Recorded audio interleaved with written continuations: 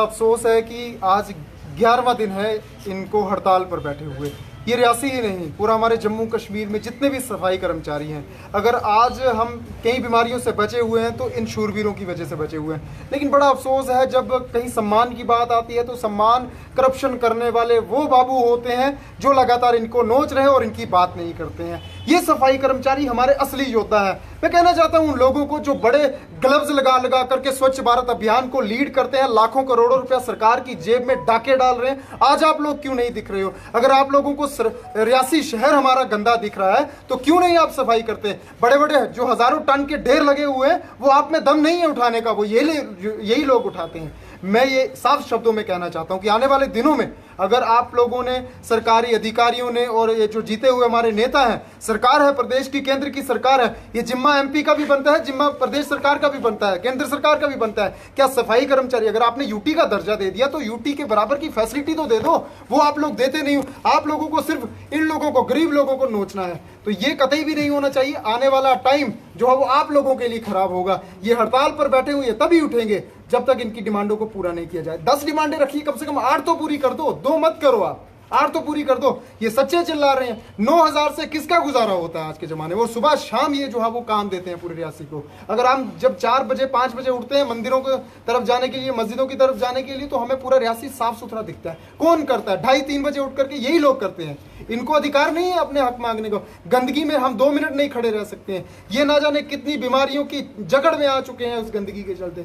लेकिन आज सड़कों के ऊपर यही आम इंसान बैठे हुए हैं। गंदगी कौन खा रहा है? आम इंसान खा रहे हैं। बस स्टैंड में इतनी गंदगी फैली हुई है, दूर दराजी इलाके से जो लोग आते हैं, कौन है वो? आम लोग हैं ना, गरीब और मध्यम परिवार से वो ताल्लुकात रखते हैं, वही गंदगी खा रहे हैं। जो गरीब शख्स है वही पिस रहा है, लेकिन जो अमीर लोग हैं वो तो आसपास अपने पैसे दे करके भी जो है वो गुजारा कर लेते हैं, साफ सफाई करवा लेते हैं। जो बाबू लोग हैं, ऑफिसर हैं, वो भी अपनी गाड़ी का शीशा नीचे नहीं करते हैं। अगर शीशा नीचे करेंगे तो धूल मिट्टी और बदबू उनको जो वो मिलेगी, इसीलिए वो नहीं खोलते हैं। नेता लोग रियासी से वोट लेकर जम्मू बैठे हुए हैं, दिल्ली बैठे हुए हैं। अरे हमें रियासी का लोकल नेता चाहिए जो इन लोगों के बीच में बैठे। हमें वो नेता चाहिए।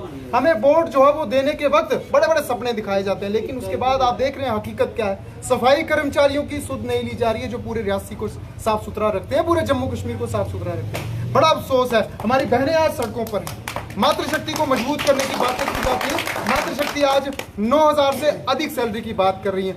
70 लोगों का काम है रियासी को साफ सुथरा रखना है, लेकिन बंदे यहाँ पर कितने हैं? 17 से 20 कितने बताया आपने? इतने 42 बंदे, 42 लोगों से काम नहीं हो पा रहा है। 70 लोगों की यहाँ पर रिक्वायरमेंट है। यहाँ पर नई रिक्रूटमेंट होनी चाहिए, इनको परमानेंट किया जाए, सैलरी बढ़ाई जाए। यही छोटी मोटी डिमांड्स है। ये नहीं चाहते हैं कि इनके ही बच्चों को नौकरी मिले। अरे पोस्ट निकालो आप, किसी और को मिले जो हकदार हो। ये चीजें नहीं होनी चाहिए। भूख हड़ताल पर ना जाएं, सरकार को चेतावनी देने चाहते हैं। प्रदेश सरकार हो चाहे वो केंद्र सरकार हो, एमपीओ का फर्ज नहीं बनता। कुछ लोग कहते हैं जी सरकार एनसी की है, एनसी वालों से पूछो कांग्रेस वाला प्रदर्शन पे बैठा हुआ है या बीजेपी। यहाँ पर बीजेपी, पीडीपी, एनसी, कांग्रेस का कोई मसला नहीं। यहाँ पर हमारे रियासी के लोगों का मसला है, जम्मू कश्मीर के लोगों का मसला है। ये लोग सफाई करते हैं तो हम जो है चैन की सांस लेते हैं। तो ये लोग सफाई तब तक नहीं करेंगे जब तक इनकी डिमांड्स को फुलफिल नहीं किया जाता। और ये कहते हैं कि हमें जल्द से जल्द जो सुविधाएं सरकार की तरफ से मिलनी चाहिए वो मिलनी चाहिए, और ये लोग काम करने के लिए तैयार है। लेकिन भूख हड़ताल पर नहीं जाएं, इतना बड़ा निर्णय ये ना ले। सरकार को गहरी नींद से जागना चाहिए। ये हिंदू मुसलमान करना बंद कर दो, और जो परेशानी है, जो मुद्दे हैं, रोजगारी को लेकर, बेरोजगारी को लेकर के जो मुद्दा है, उसके ऊपर ध्यान केंद्रित करो, मत ध्यान भटकाओ। आम जनता पिस रही है, हमारे बच्चे पिस रही है। आप क्या आश्वासन देते हैं इनको? बतौर कांग्रेस नेता आप यहाँ पे आए हैं और कांग्रेस ने सरकार को समर्थन भी दिया हुआ है। ये लोग कह रहे हैं कि उमर अब्दुल्ला सरकार को वादे अपने पूरे करने चाहिए, इनकी सुध-बुध लेनी चाहिए। तो आप क्या इनके साथ शाना बशाना कांग्रेस इनको समर्थन कर रही है? देखिए, कांग्रेस, बीजेपी, पीडीपी, एनसी की बात जो है वो जितनी भी पार्टी रही है, सभी ने जो है वो सत्ता में बैठ करके इन लोगों को बेवकूफ बनाया। चाहे कांग्रेस हो, उन्होंने भी तो आश्वासन ही दिए होंगे ना इनको। अभी तक तो किसी ने नहीं किया। अभी प्रेजेंट देख करके हमें जीना है, फ्यूचर देख करके जीना है। पास्ट में जो हुआ सो हुआ, किसी भी सरकार ने इनकी सुध नहीं ली है। मैं भी इनके कांग्रेस लीडर जो है वो इनके बीच में अगर बैठा हूं, मुझे दर्द जो है वो इनके साथ है, लगाव है, तो तभी इनके साथ बैठा हूं। मैं कहता हूं कि इनके साथ भेदभाव नहीं होना चाहिए। सफाई कर्मचारियों के साथ भेदभाव जो है मौजूदा सरकार भी कर रही है। पिछली बीजेपी का भी टेन्योर रहा है, 3 साल जो है वो राज्य की सरकार रही है, तब तो पूरी की पूरी पावरें उनके पास थी, डबल इंजन सरकार थी। अगर उनको करना होता तो वो कर देते। मैं कहना चाहता हूं कि जम्मू के 2 MP अगर सेंटर में जाकर के बोल दें इनके लिए 4 शब्द तो मसला दूसरे दिन हल हो जाएगा, लेकिन नहीं करेंगे। उनको क्या मतलब, उनको लड़ाई सिर्फ अपने टिकट लेने तक होती है, वो दूसरी बार इन लोगों की सुध तक नहीं लेते हैं। जैसे आपने देखा कल 28 MLO ने जो प्रदर्शन किया है उर्दू को लेकर, अगर इनकी मांगों को लेकर भी प्रदर्शन करते हैं, क्या इनके भी मसले हल हो सकते हैं? किया जाना चाहिए, इनके लिए किया जाना चाहिए होता। अरे आप 65 से 70 पोस्टों के लिए तमाशा कर रहे हो, लेकिन इनको कितनी जरूरत है? इनके लिए करो ना प्रदर्शन। प्रदेश सरकार को आप घेरो, सेंटर सरकार के खिलाफ बोलो। अरे नेता वही होता है जो अपनी पार्टी के खिलाफ भी कमियों को उजागर करने का दम रखता है। यहाँ पर ये चाटुकारिता नहीं की जाती है, यहाँ पर चमचागिरी नहीं होती है, यहाँ पर लोगों के साथ खड़े रहना पड़ता है। उसी ही देशभक्ति कहा जाता है, और ये दलाली नहीं करनी चाहिए। अगर मेरी कांग्रेस सरकार ने इन लोगों के साथ भेदभाव किया है तो मुझे जो है वो उसके खिलाफ भी जो है वो आवाज उठानी चाहिए। क्यों नहीं किया गया? ये मसले तो पहले के सॉर्ट आउट होने चाहिए थे, लेकिन प्रेजेंट का जो टाइम है, प्रदेश सरकार जो NC की है उनसे आग्रह करता हूँ, सेंट्रल गवर्नमेंट से आग्रह करना चाहता हूँ कि आप इन लोगों की सुध लीजिए। ये हमारे अपने लोग हैं, ये लोग अगर परेशान होंगे तो हम परेशान हैं। जी हाँ, हमें तो सिर्फ अभी तक तो सिर्फ कांग्रेस की ही सपोर्ट मिली है। वो हमारे नेता कांग्रेसी वो आए हैं, तो अभी तक तो बाकी पार्टियों को भी हैं, लेकिन अभी तक हमें किसी ने भी सपोर्ट नहीं की है। मैं इनका धन्यवाद करता हूं कि वो हमारे बीच आए, हमारे बीच बैठे। तो धन्यवाद आपका कि आपने हमारी सपोर्ट की है। मैं सरकार से यही कहना चाहता हूं कि यहाँ जो गंदगी के ढेर लगे हुए हैं वो हमने नहीं लगाए हैं, वो सरकार ने लगाए हैं। ये सब सरकार का कसूर है और गलतियां सरकार की हैं कि क्यों लगे हैं। अगर हमारे मसले टाइम टू टाइम हल होते रहते तो अभी ये जो ढेर लगे हैं नहीं लगते।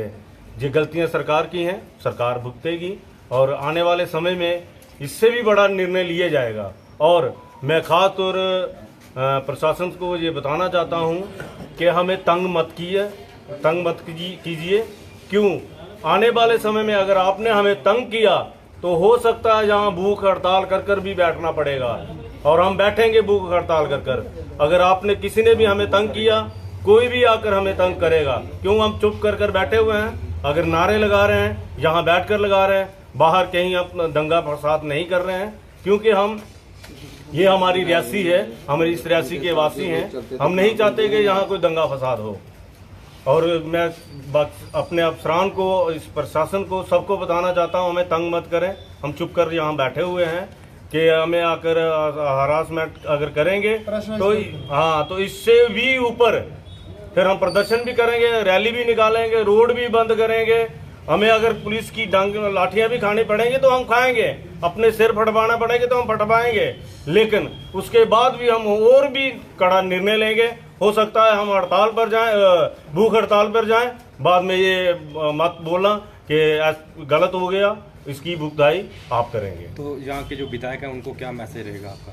मैं विधायक को ये कहना चाहता हूँ, हमने आपको मीडिया के माध्यम से बहुत बार आपको बोला है कि जैसे हमारे कांग्रेस के नेताजी आए हैं तो इन्होंने आके हमारी सपोर्ट की है, तो वैसे वो भी आए हमारी सपोर्ट करें। और अभी ये वो जीते हुए हैं तो वो कम से कम हमारी आवाज़ जो है ऊपर तक पहुंचाए और उसको हाईलाइट करें कि हमें जल्द से जल्द परमानेंट का मसला है, और कम से कम यहाँ 70 पोस्ट और क्रिएट करके दें, और 2.5 दिन की परमानेंट की सैलरी है और ड्यूटी की पे है, ये लागू करवाने में हमारी मदद करें और हमारी सपोर्ट करें।